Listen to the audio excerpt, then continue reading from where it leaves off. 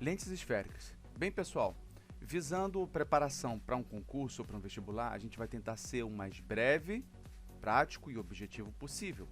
Então, em vez de chegar e ficar elucubrando aqui inúmeras possibilidades, vamos direto ao que importa. A gente tem que pensar nas lentes esféricas como sendo isso aqui.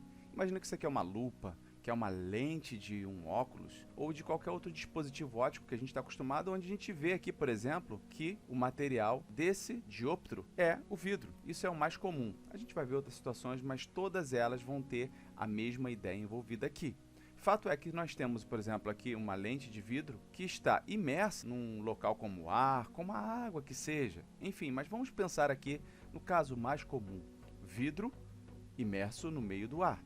Dessa forma, nós temos aqui representados os índices de refração, tanto do vidro, ou seja, da lente, do material onde está ocorrendo a refração, e aqui à esquerda nós temos o meio à esquerda, que seria o ar, e aqui à direita temos N3, sendo também o ar.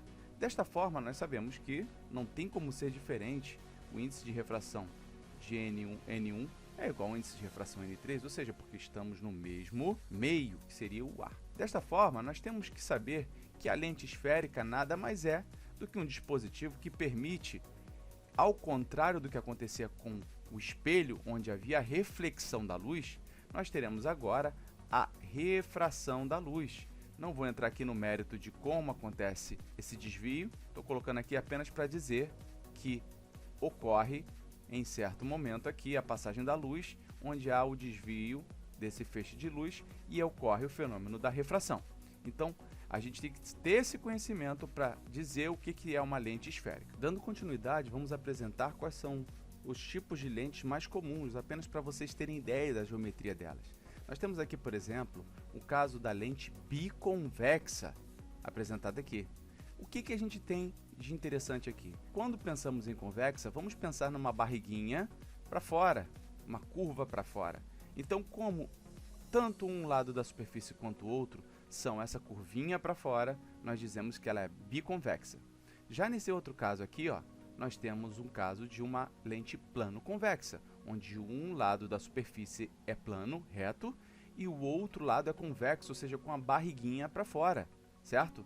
Então, temos aqui uma lente plano-convexa.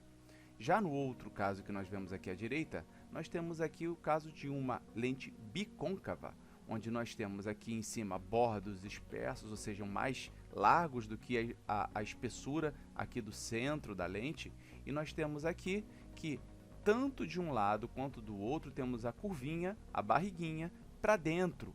Quando a gente pensa em uma curvinha para dentro, assim como a gente viu para espelhos, nós temos uma estrutura côncava. Então, temos de um lado barriguinha para dentro, do outro lado também, então é bicôncava. Do outro lado aqui, por último, nós temos aqui o exemplo de uma lente plano-côncava, ou seja, um lado da superfície é plana e o outro lado é com a barriguinha, a curva para dentro, ou seja, côncava, plano-côncava, dependendo de cada caso. Dando continuidade, vamos falar aqui sobre lentes convergentes e lentes divergentes. Lentes convergentes são aquelas em que os raios, quando incidem nela, convergem para um único ponto, que a gente vai ver daqui a pouco, que é o foco. É o foco da lente. Já as lentes divergentes são aquelas quando os raios incidem, elas fazem com que esses raios emergentes eles sejam dispersos, eles se afastem, eles se abram num outro tipo de raio de luz, de forma que somente o prolongamento desses raios vai focar em algum outro local, certo? Então temos essa situação da lente convergente, onde claramente a gente do nosso estudo já tem uma ideia de que o foco vai ser um foco real, porque de fato ocorre a convergência e o encontro dos raios. Já no caso da lente divergente, muito provavelmente a gente estará diante de um foco virtual, ou seja, somente o prolongamento dos raios que vai se encontrar em um ponto. Graficamente, nas questões, nós veremos a seguinte representação que a gente colocou aqui agora. Quando tivermos uma lente convergente, teremos aqui o eixo principal em verde, certo? Na horizontal. Teremos aqui, ó, representando a lente convergente, terá esta representação aqui em cima, onde temos uma setinha para cima e outra para baixo, certo? Então, essa é a representação comum que a gente vai ver nas questões de uma lente convergente. Já no caso da lente divergente, a gente verá essa setinha em formato oposto, da seguinte forma como nós vemos aqui, dando a entender que no caso da lente convergente, geralmente estaremos diante de bordos delgados, ou seja, mais finos, enquanto no caso das lentes divergentes teremos bordos espessos, ou seja, mais largos do que o centro da lente, beleza? Se tiver dúvida, não esquece de deixar aí no comentário dizendo exatamente qual minuto do vídeo, qual segundo, para que a gente possa te ajudar, meu aluno.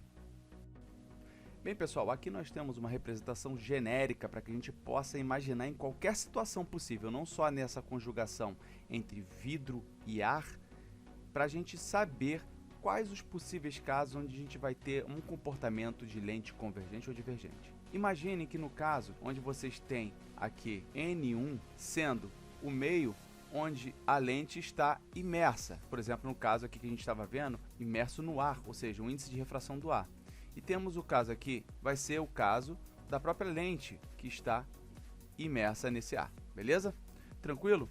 Então, se nós temos, por exemplo, aqui o caso em que o índice de refração da lente ele é maior do que o índice de refração do meio onde ela está, teremos basicamente que a lente de bordos finos, aquela que a gente viu, né, que geralmente é representada assim, ó, ela vai ter, como a gente já até viu, que é o caso mais comum, um comportamento convergente. E por outro lado, caso ela seja uma lente de bordos espessos, representada da seguinte forma que eu estou colocando aqui, ela terá o comportamento divergente.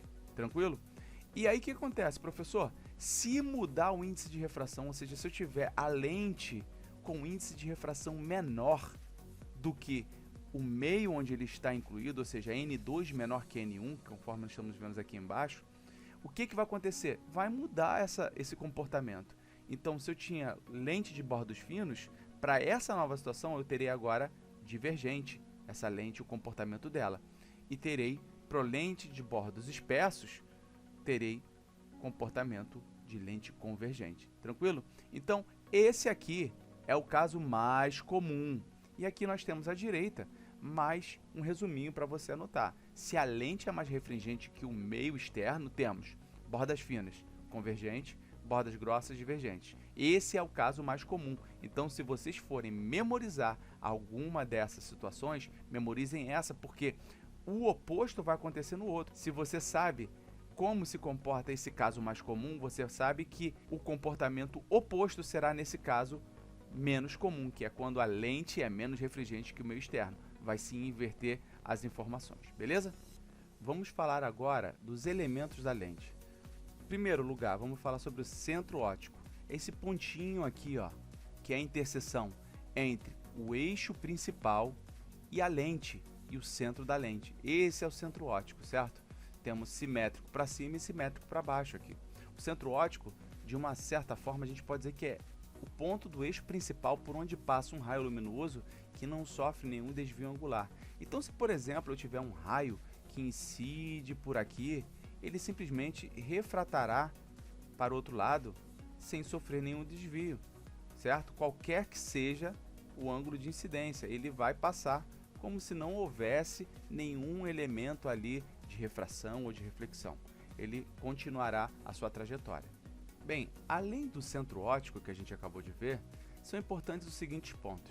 Temos aqui F, que vai ser o foco principal objeto, F', que vai ser o foco principal imagem, e a distância do foco ao centro óptico é chamada distância focal, que é igual também à distância do centro óptico a foco principal imagem, ou seja, é uma situação simétrica, tanto a distância de O até F, quanto de O a F' tem o mesmo valor, que é a distância focal. Nós temos ainda A representando o ponto antiprincipal objeto e a linha o ponto antiprincipal imagem. A distância do centro óptico a quaisquer uma dessas situações, ou seja, desde o ponto antiprincipal objeto como o ponto antiprincipal imagem, é 2 vezes a distância focal. E coloque uma coisa na cabeça, pessoal. Foco, objeto e ponto antiprincipal objeto, a gente tem como sendo F e A. Se a gente pensar no foco imagem, e no ponto antiprincipal imagem, a gente está pensando nesses mesmos elementos, só que com um linha, certo? Então a gente pensou em objeto, é o F e o A normalmente. A gente pensou em imagem, a gente tem um linha ali para designar, beleza? Dito isso, vamos pensar aqui, ó. Temos a situação em cima de uma lente convergente, certo? Temos aqui uma lente convergente, a gente já sabe o que acontece. Se a luz ela está vindo aqui, ó, da esquerda para a direita, o que vai acontecer? Esse raio paralelo a gente vai estudar daqui a pouco. Ele vai focar, desculpa aqui que não está indo exatamente no ponto, tá? Mas ele vai convergir para esse ponto. Ou seja, o outro lado aqui que nós temos aqui, ó, se esse lado aqui é o lado do objeto, porque a luz está vindo daqui, esse outro lado aqui vai ser o lado da imagem, porque vai ocorrer aqui o foco nessa imagem, beleza? Por outro lado, se nós temos aqui, ó, uma lente divergente, olha o que vai diferenciar. Nós vimos que quando nós temos a luz aqui passando, ela vai para o outro lado divergir de forma que o raio prolongado que vai passar pelo foco. Só que aí, ó, olha o que acontece. Ela vai divergir para cá e aí o prolongamento vai ser nesse outro foco aqui.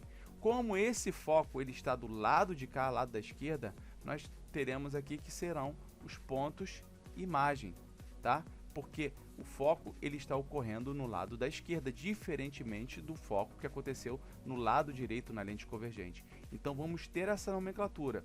Para lente convergente, os elementos F' e A' estarão à direita, porque é lá onde está a imagem. E a gente viu que quando tem o A' e o F' é porque a gente está diante do ponto de imagem, F' e A', beleza? Já no caso em que nós temos aqui para a lente divergente, o que acontece? Essa luz que passa para o outro lado divergindo com uma outra direção, ela foca somente aqui na esquerda. Então, aqui no lado da esquerda que é o ponto de imagem. Então, a gente verifica que vai haver essa troca. Para a lente convergente, A e F estão à esquerda, F' e A' estão à direita. Já no caso da lente divergente, é o contrário. A linha F' vem para a esquerda porque são os pontos de imagem e para o outro lado, para a direita, nós temos o ponto objeto, ok? Bem, assim como nós vimos para os espelhos esféricos, nós teremos raios notáveis, muito parecidas às propriedades, tá? Então o primeiro raio particular é aquele que a gente já até comentou, que é o raio que passa pelo centro óptico da lente. Ele se refrata diretamente, sem sofrer nenhum desvio, então nós temos aqui a representação, ó. Ele bate aqui, ó, no centro óptico e simplesmente continua a sua trajetória, independente de ser convergente ou divergente. O segundo raio particular diz o seguinte: todo raio luminoso que incide paralelamente ao eixo principal se refrata alinhado com o foco principal imagem, o F'. Então, por exemplo, nós temos aqui a primeira situação à esquerda, aqui, ó, uma situação onde temos aqui a lente convergente. A gente já aprendeu que o ponto principal imagem, o foco principal imagem vai estar à direita, certo? Então aqui o que vai acontecer? O raio vai convergir para o foco aqui à direita, tranquilo? E o oposto acontece aqui para o caso da lente divergente. Teremos aqui o raio incidente paralelo, vai refratar se afastando aqui da normal, ou seja, abrindo esse leque, e o prolongamento desse raio vai se encontrar aqui no ponto foco principal imagem, que neste caso estará à esquerda, ok? Então a gente vê aqui basicamente uma confirmação daquilo que a gente já tinha falado no slide anterior. Bem, pelo princípio da reversibilidade do raio luminoso, nós temos que o sentido inverso também será uma verdade. Então podemos dizer que, como corolário dessa segunda propriedade que a gente acabou de ver, todo raio luminoso que incide alinhado com o foco principal, o objeto, se refrata paralelamente ao eixo principal. Então, por exemplo, nós temos aqui o caso da lente convergente, onde em vez de incidir paralelamente, ele está incidindo passando pelo foco. O que acontece? Ele vai emergir da lente paralelamente ao eixo principal. O mesmo acontece aqui, ó, quando nós vemos para o caso da lente divergente. No caso, temos aqui, ó, os raios incidentes que vão ter o seu prolongamento incidindo ali no foco principal objeto, eles vão chegar e vão emergir paralelamente ao eixo principal. Teremos por fim a situação do terceiro raio particular. Diz o seguinte: todo raio luminoso que incide alinhado com o ponto antiprincipal objeto A se refrata alinhado com o ponto antiprincipal imagem A'. Então temos aqui acima, né, o caso da lente convergente, onde o feixe de raio incidente ele vem e passa pelo ponto antiprincipal objeto. Ele vai encontrar a lente e ele vai se refratar voltando em direção ao ponto antiprincipal imagem do outro lado. Agora vamos pensar aqui no que acontece no caso da lente divergente. Temos aqui no caso da lente divergente que a incidência ocorre de forma que o prolongamento do raio vai encontrar lá o ponto antiprincipal objeto. E aí, o que vai acontecer? O raio emergente ele também terá o prolongamento do seu raio, agora atingindo o ponto antiprincipal objeto, e vai dar essa característica que nós vemos aqui. E repare que mantém aquela expectativa de, aqui em cima temos uma lente convergente, ou seja, os raios vão convergir, vão se aproximar, enquanto aqui no caso da lente divergente os raios vão se afastar. Bem, com isso nós terminamos a primeira parte dessa aula de lentes. A aula já ficou um pouquinho grande, eu não quero me delongar para vocês não ficarem muito embaralhados com toda a tempestade de informações. Então na próxima aula a gente vai falar sobre construção gráfica da imagem de um objeto frontal a uma lente, ok?